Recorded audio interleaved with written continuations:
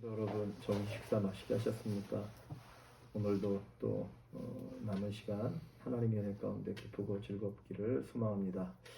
이 시간에 같이 하나님 말씀을 나누도록 하겠습니다. 오늘은 고린도후서 8장 1절부터 15절 말씀을 가지고 진실한 섬김으로 위로하라 라는 제목으로 함께 은혜를 나누도록 합니다. 성경을 먼저 읽겠습니다. 형제들아, 하나님께서 마게도냐 교회들에게 주신 은혜를 우리가 너희에게 알리노니 환난의 많은 시련 가운데서 그들의 넘치는 기쁨과 극심한 가난이 그들의 풍성한 연보를 넘치도록 하게 하였느니라. 내가 증언하노니 그들이 힘대로 할 뿐 아니라 힘에 지나도록 자원하여 이 은혜와 성도 섬기는 일에 참여함에 대하여 우리에게 간절히 구하니 우리가 바라던 것뿐만 아니라 그들이 먼저 자신을 죽게 드리고 또 하나님의 뜻을 따라 우리에게 주었도다. 그러므로 우리가 디도를 권하여 그가 이미 너희 가운데서 시작하였은즉 이 은혜를 그대로 성취하게 하라 하였노라. 오직 너희는 믿음과 말과 지식과 모든 간절함과 우리를 사랑하는 이 모든 일에 풍성한 것 같이 이 은혜도 풍성하게 할지니라. 내가 명령으로 하는 말이 아니오 오직 다른 이들의 간절함을 가지고 너희의 사랑의 진실함을 증명하고자 함이로라. 우리 주 예수 그리스도의 은혜를 너희가 알거니와 부요하신 이로써 너희를 위하여 가난하게 되심은 그의 가난함으로 말미암아 너희를 부요하게 하려 하심이라. 이 일에 관하여 나의 뜻을 알리노니 이 일은 너희에게 유익함이라. 너희가 1년 전에 행하기를 먼저 시작할 뿐 아니라 원하기도 하였은즉 이제는 하던 일을 성취할지니 마음에 원하던 것과 같이 완성하되 있는 대로 하라. 할 마음만 있으면 있는 대로 받으실 터이요 없는 것은 받지 아니하시리라. 이는 다른 사람들은 평안하게 하고 너희는 곤고하게 하려는 것이 아니요 균등하게 하려 함이니 이제 너희의 넉넉한 것으로 그들의 부족한 것을 보충함은 후에 그들의 넉넉한 것으로 너희의 부족한 것을 보충하여 균등하게 하려 함이라. 기록된 것 같이 많이 거둔 자도 남지 아니하였고 적게 거둔 자도 모자라지 아니하였느니라. 아멘. 오늘은 이제 헌금에 관한 말씀을 나눕니다. 특별히 오늘 이 말씀 속에서 예루살렘 교회를 위한 이제 헌금을 드리는 이 부분들을 같이 우리가 살펴보도록 하겠습니다. 도입을 한번 볼까요? 요즘 나는 내가 받은 사랑을 누군가에게 흘려보내는 사랑의 순환자라 설고 있는지 함께 나눠봅시다. 이제 사랑의 통로, 사랑의 순환자라고 얘기하는데 내가 사랑을 받은 만큼 얼마나 또 사랑을 함께 나누고 있는지.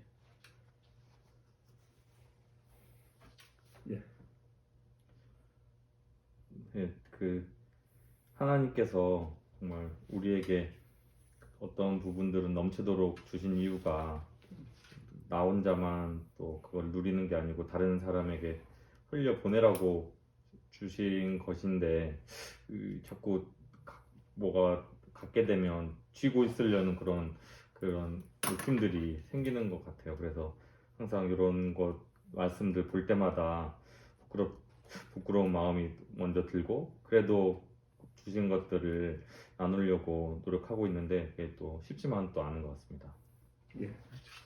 저도 항상 흘려 보내야 된다라는 거는 늘 인식은 하고 기억은 하고서 인식은 하고 있는데 과연 그게 삶에서 잘 나타나고 있는가에 대해서 고민을 해보면 목사님이 지금 말씀하신 것처럼 그러니까 흘려는 보내야 돼.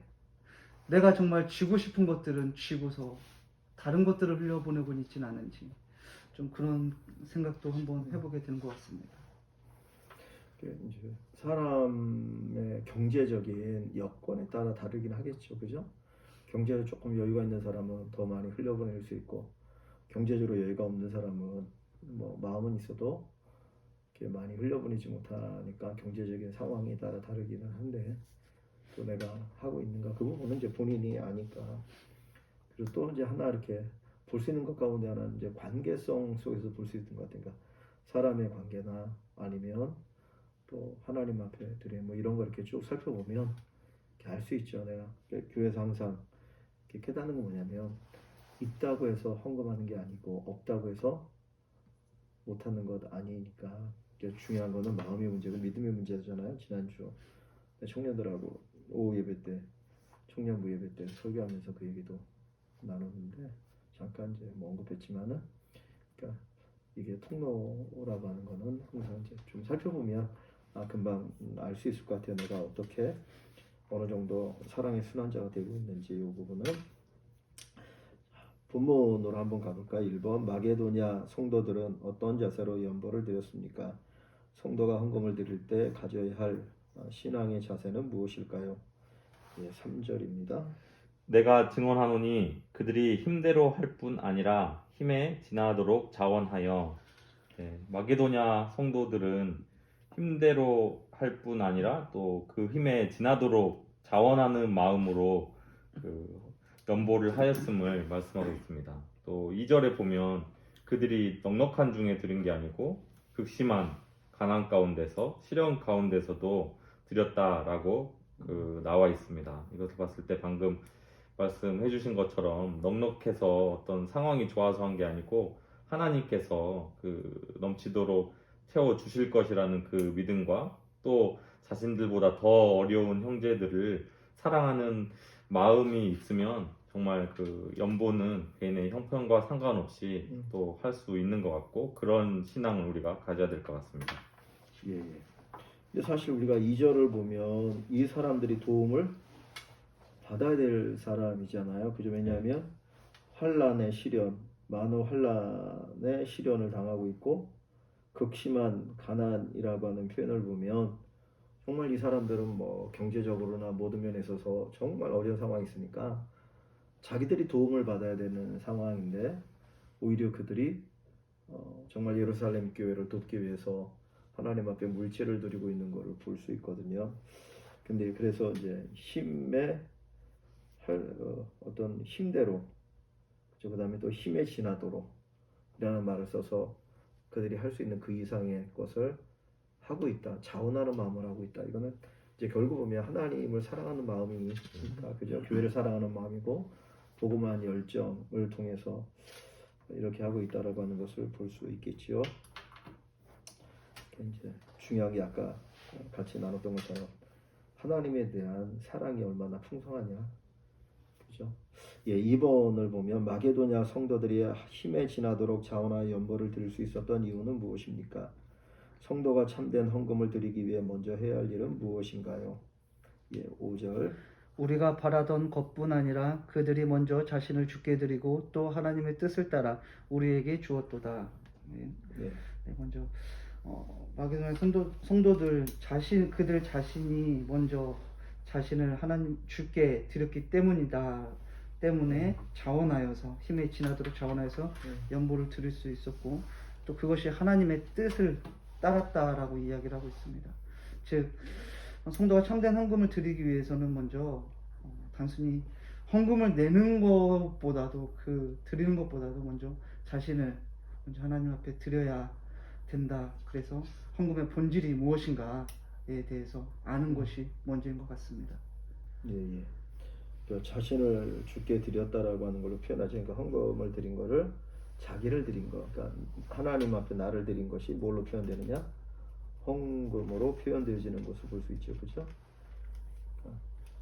나를 드리는 것. 그다음 두 번째는 하나님의 뜻을 따라 하나님께서 그걸 원하시니까. 그죠? 하나님께서 드리고 나누고 하는 부분들을 원하시기 때문에 이 마게도냐 교회 성도들이 어려운 가운데서도 하나님께 드렸다. 이 부분을 얘기하고 있는 것이죠. 3번으로 봅니다. 3번 바울은 고린도 교인들에게 디도를 통해 시작된 구제 사역을 어떻게 하라고 권면합니까? 성도가 하나님의 사역을 감당할 때 가져야 할 자세는 무엇인가요? 6절을 보면 그러므로 우리가 디도를 권하여 그가 이미 너희 가운데서 시작하였은즉 이 은혜를 그대로 성취하게 하라 하였노라. 디도를 통해서 시작한 일을 그 은혜대로 그대로 성취하게 하라라고 말씀하고 있습니다. 또 오늘 본문에서 10절에서 보면 어떤 구제 사역의 시작을 1년 전에 행하기 시작했음을 우리가 알 수 있는데 그것들이 꾸준하게 성취될 때까지 해야 됨을 말씀하고 있습니다. 즉 구제 사역을 통해서 구제를 받는 사람들이 정말 중간에 끊거나 성실하게 하지 않으면 그들이 도움받다가 못 받으면 더 어려워지는 상황이 있기 때문에 끝까지 책임지는 자세로 해야 됨을 말씀하고 있습니다. 이는 로마서 12장 8절에서도 구제한 자는 성실함으로 하라 라는 말씀을 통해서도 한번 도우기 시작했으면 정말 책임을 지고 그 책임감을 가지고 해야 되는 것이 바로 그 하나님의 사역이고 특별히 구제임을 또 알 수 있습니다. 예, 예. 그래서 이제 디도를 통해서 이 고린도 교회가 하나님 앞에 드리는 것, 그죠? 예루살렘 교회를 돕기 위해서 헌금을 시작했는데 중단하지 말고 계속하라는 얘기를 하고 있는 거죠. 이제 그거를 권면하기 위해서 야 너희보다 더 어려운 마게도냐에 있는 교회, 뭐 데살로니가 교회나 등등 그런 교회들도 그렇게 하고 있지 않느냐. 그러니까 힘내라는 얘기를 여기 하고 있는데 그 6절을 보면 연보라는 말을 쓰지 않고 뭐라고 썼냐면 은혜라는 말을 썼거든요. 근데 이제 여기 이 8장 1절부터 보면 은혜라고 하는 말이 여러 번 나옵니다. 그 1절에도 형제들아 하나님께서 마게도냐 교회들에게 주신 은혜를 우리가 너희에게 알리노니 그러면서 어려운 가운데 하나님 앞에 드렸다라고 하는 것, 그거를 이제 은혜라고 얘기하죠. 헌금 드린 걸 은혜라고 얘기하죠. 4절에도 이 은혜와 성도 섬기는 일에 참여함에 대하여, 그러니까 또 드리는 걸 은혜라고 얘기하죠. 여기 6절에도 드리는 것을 은혜라고 얘기하죠. 그래서 은혜를 그대로 성취하라. 또 7절에도 보면 이 은혜에도 뒷부분에 이 은혜도 풍성하게 할지니라. 그리고 이제 9절에도 우리 주 예수 그리스도의 은혜를 너희가 알기를 원하노니. 그래서 예수님 자신이 하나님 앞에 드린 것을 또 은혜라는 표현을 쓰고 있거든요. 그러니까 우리는 이렇게 은혜를 뭐 이렇게 받아야 은혜라고 생각하는데 여기서 얘기하는 거는 드리는 것, 하나님 앞에 드리는 게 은혜다라고 얘기를 하거든요. 그러니까 우리가 알고 있는 은혜 개념하고 반대지 않는 개념이죠. 그러니까 단순한 반대되는 개념이 아니라 더 큰 은혜 개념인 거지. 더 진짜 이렇게 성숙하고 고귀하고 그 상위의 은혜라고 하는 것이 가장 밑바닥은 내가 받는 건데 받는 것이 은혜잖아요. 일반적으로 우리가 내가 아무것도 하지 않았는데 뭘 받는 게 은혜인데 이 은혜가 이제 위로 올라가면 이게 어떻게 냐면 이렇게 나눔이 은혜라는 거죠. 이렇게 그게 은혜 밑바닥에서 쭉 올라가면 그 고귀한 은혜는 이렇게 나누는 게 은혜다. 그래서 그것을 볼 수 있죠. 그래서 여기서 은혜라는 표현을 쓰고 있는 것을 보면 드릴 수 있다는 것 자체가 그게 커다란 은혜라는 거죠. 왜냐하면 결국은 그게 하나님의 영화롭게 하고 하나님께 영광이 돌리고 내게 어떤 영혼의 유익이 되어지고 복이 되니까 그런 개념으로 우리가 이제 드리는 것을 우리가 볼 수 있으면 그게 이제 성숙한 신앙이라고 얘기할 수 있겠죠. 그래서 그런 관점으로 우리 한 걸음 더 나가면 좋을 것 같아요. 자, 4번에 보면 바울은 예수님이 가난하게 되신 이유가 무엇이라고 말합니까? 스스로 가난함에 처하신 예수님의 모습을 통해 우리가 발견하게 되는 것은 무엇입니까? 자, 9절을 보면 우리 주 예수 그리스도의 은혜를 너희가 알거니와 부요하신 이로써 너희를 위하여 가난하게 되심은 그의 가난함으로 말미암아 너희를 부요하게 하려 하심이라. 네. 네, 예수님의 가난함으로 말미암아 우리를 부요하게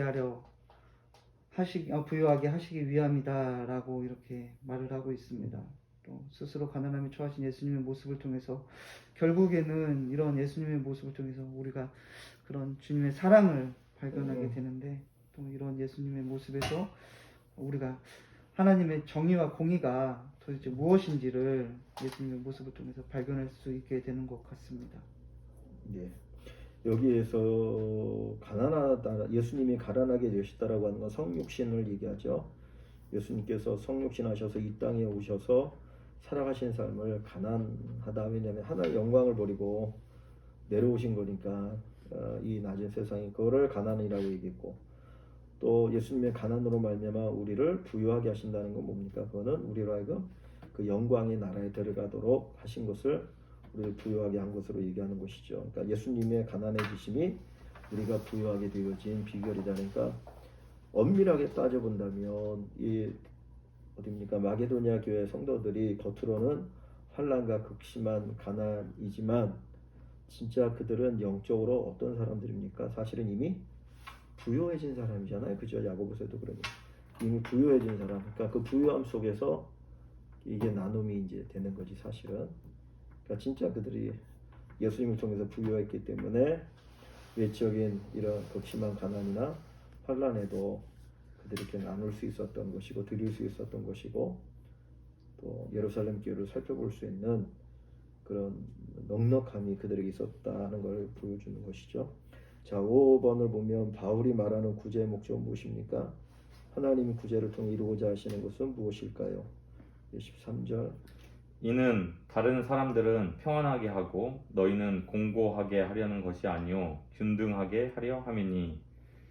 바울은 구제를 함으로써 구제 받는 자들만 평안하고 또 오히려 구제하는 자들이 공고하게 되는 것이 아니고 균등하게 하려고 구제의 목적이 있다라고 말씀하고 있습니다. 즉 하나님께서는 우리 교회를 한몸된 그리스도를 머리로 한 한몸된 공동체로 부르셨기 때문에 어떤 몸에 연약한 부분이나 다른 지체들의 어려움이 있으면 그것을 채워줄 때 그 한 몸이 더 균등하게 하나님의 은혜 가운데 거하고 정말 그 가운데서 사랑의 그런 교제 가운데 더 풍성한 그런 하나님의 사랑과 은혜 가운데 거하는 그런 균등한 한몸된 그런 한몸됨을 누리게 하는 것이 구제를 통해서 이루고자 하시는 하나님의 목적임을 또 말씀을 통해서 알 수 있습니다.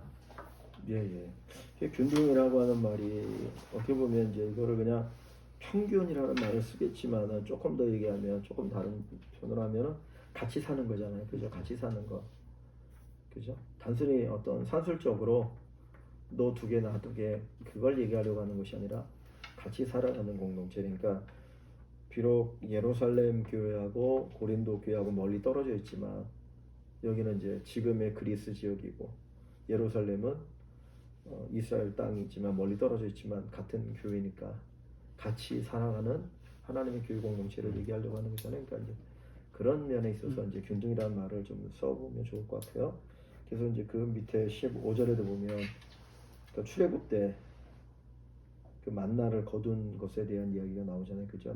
많이 거둔 자도 남음이 없고 적게 거둔 자도 모자람이 없도록 하나님께서 이렇게 균등하게 하는 거. 그러니까 그 같아요. 그러니까 왜 하나님이 그렇게 하셨느냐? 왜 다음 날 만나가 다음 날이 되면 썩어버리게 만들었느냐? 그죠? 하늘에서 내려준 거는 요만큼이었는데 힘 있는 놈이 많이 가져가 버리면 다른 사람은 굶어야 되잖아. 그죠? 너도 걷지 왜 안 걷어서 뭐 이따위 식으로 하고 하면 이제 그러면 이제 거기에서 이게 또 빈부격차에게 떨어지니까 하나님 일부러 내일이면 썩어지니까 그럼 많이 거둘 필요가 없잖아. 그러면 힘없는 사람도 자기가 뭐 얻을 만큼 뭐 이렇게 천천히라도 거둘 수 있으니까 그래서 같이 살아가는 사회를 만든 거죠 사실. 그러니까 이게 많이 거둔 자도 남지 않고 적게 거둔 자도 모자라지 않다라고 하는 게 같이 살아가는 세계를 만드는 거죠. 그러니까 하나님께서 원하시니까 뭐 우리가 이 자본주의 사회 속에 살아가면서 정말 이 부분을 보면서 조금 더 생각해봐야 되는 거죠. 그러니까 결국 하나님 앞에 드린 이 이제 헌금 연보가 같이 살아가는 하나님의 교회 공동체를 만들어가는 그런 하나의 과정인 것을 보여주고 있죠. 적용 질문을 볼까요? 마게도냐 성도들의 연보에 대한 자세를 보며 깨닫게 된 것은 무엇입니까? 마게도냐 성도들은 이제 2절인 거죠. 2절 3절. 예, 요즘 나의 헌금 생활을 돌아보며 새로운 결단을 적어봅시다. 예, 이 마게도냐 교회 성도들이 드렸던 그 자세. 성경에 보면 마게도냐뿐만 아니라 그 이제 출애굽기에 성막을 건축할 때에도 이스라엘 백성들이 하나님 앞에 성막 건축해서 드리잖아요. 근데 워낙 열심히 드리니까 나중에는 그만 가져오라고 이제 됐다라고 할 정도로 또 하나님 앞에 그 구원의 감격을 가지고 이렇게 드리는 것을 볼 수 있는데 내가 지난 주일날 청년들한테 얘기했지만 내가 있어서 드린다라고 생각하면 평생 못 드린다는 얘기를 했잖아. 왜냐면 죽을 때까지 넉넉함이 없거든. 뭐가 넉넉한 게 뭐야? 그죠? 사람은 욕심은 한이 끝이 없는데 내가 그 욕심 채우려고 하면 또 다른 욕심이 생겨서 항상 모자르거든. 그러니까 죽을 때까지 뭐 11조 못하고 헌금 못하는 거거든요. 그냥 감사, 하나님에 대한 감사 속에서 이걸 드릴 수 있다는 것이고, 2번을 보면 하나님은 우리의 구제를 통해 하나님의 공동체가 이루어지기를 원하십니다. 자, 아까 그 이제 균등이라는 말을 통해서 그 부분을 한번 생각해 봤잖아요. 그죠? 균등이라는 거. 예. 그래서 이 균등은 함께 살아가는 공동체다. 삶의 각 영역에서 내가 구제할 대상을 누군지 적어봅시다 그랬는데, 예.